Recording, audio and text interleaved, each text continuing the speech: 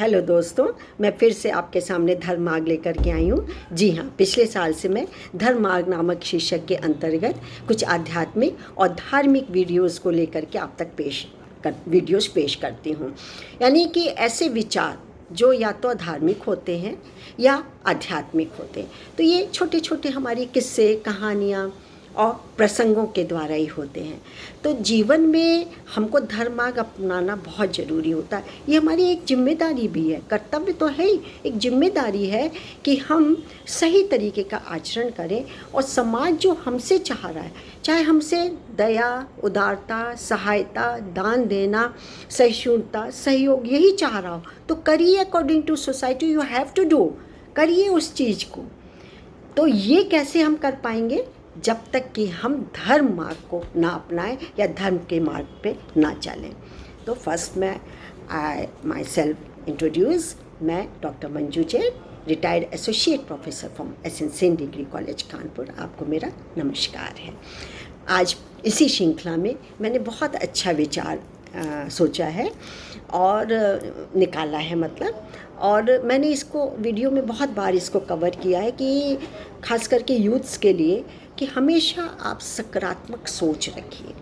कभी भी विपरीत दशा आए तो आप उसमें गलत मत सोचिए, कभी नकारात्मक मत सोचिए कि अच्छा सोचेंगे। हम कैसे सोचेंगे? जब हमारी मन स्थिति अच्छी होगी, या सकारात्मक सोचने से हमारी मन स्थिति अच्छी हो जाती। और क्या चाहिए हमें? तो कहानी का शीर्षक भी बाय द वे मैंने यही डाला है, लिखा मिला हुआ है। इसका क्या है? सकारात्मक सोच कहानी का शीर्षक है, प्रसंग का। और इसको हम तक लाए हैं श्री कृष्णकांत वैदिक जी। वैदिक जी, आपका बहुत बहुत नमस्कार और धन्यवाद कि मैं आपकी बात लोग तक, जन जन तक पहुंचाती हूँ। हम सभी जीवन मार्ग पर आरूढ़ हैं, परंतु जीने की कला कम लोग ही जानते। सही बात है। तो ऋग्वेद के एक मंत्र का अंश इस प्रकार है, विश्वदानीम सुमनसः श्याम पश्येम नु सूर्यमुच्चरतम। इसका भावार्थ है कि हम सदा समान रहें, हम उदय होते हुए सूर्य को ही देखें। सुमनस का अर्थ है अच्छा मन। हमारे सुमनस रहने का अभिप्राय है कि हमारा मन प्रसन्नता से परिपूर्ण रहे, सदा फूलों के समान खिला रहे। हमें जीवन में संघर्षों का सामना करना पड़ता है। इन संघर्षों का सामना करने के लिए हमें सदा प्रसन्न रहते हुए जीवन के प्रत्येक मोड़ पर सूर्य के समान तेजस्वी रखना होगा।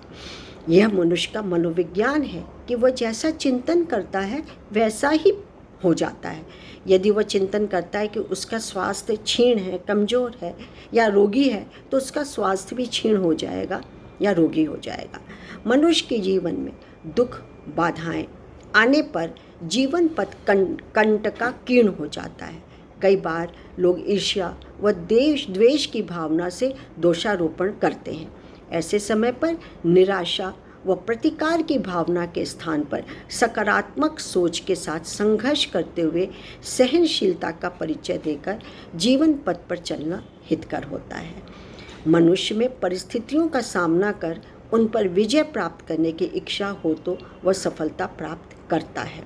सकारात्मक सोचने मनुष्य में आशावाद का भाव उदित होता है, जो प्रकाश स्तंभ की भांति जीवन को उच्चतम शिखर पर ले जाता है। यदि उसके अंदर नकारात्मक भाव उत्पन्न हो गए तथा वह कर्मशीलता से विमुख हो जाता है, तो ऐसी दशा में इन समस्याओं का समाधान नहीं निकलता। सकारात्मक का संबंध हमारी मन स्थिति पर निर्भर करती है, जिसकी चर्चा हम लोग अभी कर रहे थे। मन का कर्म संकल्प और विकल्प करना है। यह संकल्प करने के लिए मन को नियंत्रित करते हुए सकारात्मक भावों की प्रधानता होने से मन जिन इंद्रियों की सहायता से कर्म करना चाहेगा उन पर पूर्ण नियंत्रण होने से कर्म भी उचित रूप से संपादित हो पाएगा और व्यक्ति अपने लक्ष्य को पाने में सफल हो सकेगा। कहा गया है, मन के हारे हार है, मन के जीते जीत।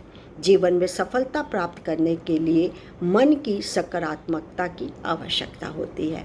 तो ये धर्म मार्ग पर चलने के फ़ायदे हैं कि इतने अच्छे अच्छे विचार और प्रसंग होते हैं और विभिन्न लोगों के द्वारा कहे जाते हैं कि ये अंदर तक हमको झचकोर देते हैं और तब निश्चित रूप से हमारे के अंदर का जो विकार है या ईर्ष्या द्वेष है ये अपने आप धीरे धीरे धीरे छूट जाते हैं और सकारात्मक विचार इसमें घर कर जाते हैं। फिर अच्छा ही अच्छा होता है, बुरा नहीं होता है। सकारात्मक सोच सकारात्मक अंत देती है।